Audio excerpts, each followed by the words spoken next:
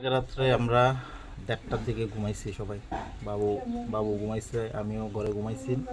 তারপরে রাত্রে তো ঘুমাই গেছি। সকালে যখন ঘুম থেকে উঠছি, মা কইতেছে যে রাবারগুলো সবগুলো নিয়ে নিছে। আমার বাড়ির চারিদিক দিয়ে বাউন্ডারি আছে, মানে বাড়িতে ঢোকার কোনো রাস্তা নেই। রাত্রেবেলা বাড়িতে 4-5টা ক্যামেরা আছে।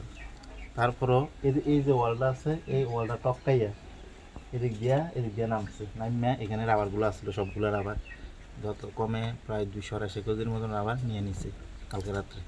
বাজার মূল্য কত হইব? বাজার মূল্য আজকের দিনও তো আপনার প্রচুর, মানে 250 টাকা, 240 টাকা কেজি। 200-250 কেজির দাম অনেক টাকা। পরে কীভাবে দেখতে পাচ্ছেন যে এদিক দিন?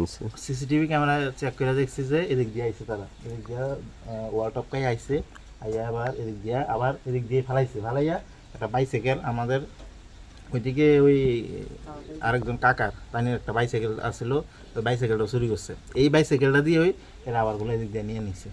কয়জন ছিল তারা? তারা সম্ভবত 2 থেকে 3 জন আসলো, ক্যামেরা দেখা গেছে। চিনতে পারছেন তারা? না, এমনিতে চিনতে পারছি না। সবাই কি যুবক? কি সবাই যুবক, সম্ভবত তারা নেশা টেশা করে, এরকম যুবক। হাফ প্যান্ট পরা ছিল। কি কইবেন এই যে বিষয়টা নিয়ে? বাড়ির বাউন্ডারি ওয়াল থেকে চুরি হয়ে গেছে। বাউন্ডারি ওয়াল চারিদিক দিয়ে আছে, তারপর আপনার সিসিটিভি আছে, এরপরও সেফ নাই। আর অন্য ক্ষেত্রে এবার বুঝেন কি অবস্থা হইব। প্রশাসনটা জানাইছি না? প্রশাসনটা জানাইছি, অলরেডি থানাতে কমপ্লেন করে আইছি নি না, তারা আইব কইছে। সিসি ক্যামেরা আওতায় বাড়িটা, তারপর এখানে চুরি হইতেছে। আর কয়টা বাড়িতে চুরি হয়েছে কি আসবে শুধু? অ্যাকচুয়ালি আমি 4টার সময় নামাজ পড়ে বাড়িতে আইছি। বাড়িতে আসার পর আমার বড় ভাই ডাক দিয়েছে, ডাক্তার এদিকে আসো, আমার সাইকেলটা তো এখানে রাখছিলাম, সাইকেলটা তো পাইতে আসছি না। তা আমি বলছি কোনখানে রাখছো? এইখানে। তো এখানে আর কি হয়েছে, সকালে ওইটা এটা পাইতে আসছে না, বাগানে যাওয়ার লাগে। তো তারা ঠিক আছে, কিছুদিন আগে বেজে মারাতে একটা সাইকেল চুরি হয়েছিল, হওয়ার পরে কিন্তু চোখটা ধরা বসে। কিন্তু আমি যথারীতি তারা জিজ্ঞেস করানোর পর দেখছি ছেলেটা এখন বেজে মারাতে নাই, হে চেন্নাই আছে। তো বিকল্প কি, আদার্স কোনো চোর যদি না আসে সাইকেলটা কই যাব? তখন সিসি ক্যামেরার মধ্যে চেক করা হয়েছে। চেক করার সময় ভাতিজা ফোন দিছে।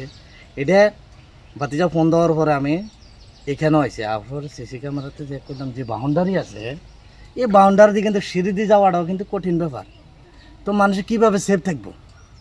আজকে বেজিমারা পঞ্চায়েতের যে জায়গাটাতে চুরি হয়েছে, এই ওয়ার্ডের মেম্বারে আমি, আমার বাড়িতে চুরি হয়েছে, আমার পার্শ্ববর্তী আরেকটা মানুষ সেফটির লাগে ওয়াল উঠাইছে।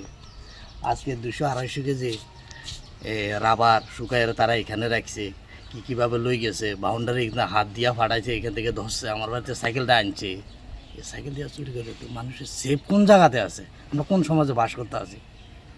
কি কারণে এগুলো চুরি বৃদ্ধি পাইতেছে? কি কারণে চুরি করছে অ্যাকচুয়ালি তো এটা এখন আমি নিজেও বলতে পারি না। মানে এই চুরি বৃদ্ধি পায় কেন বৃদ্ধি পায়, কি মনে করেন?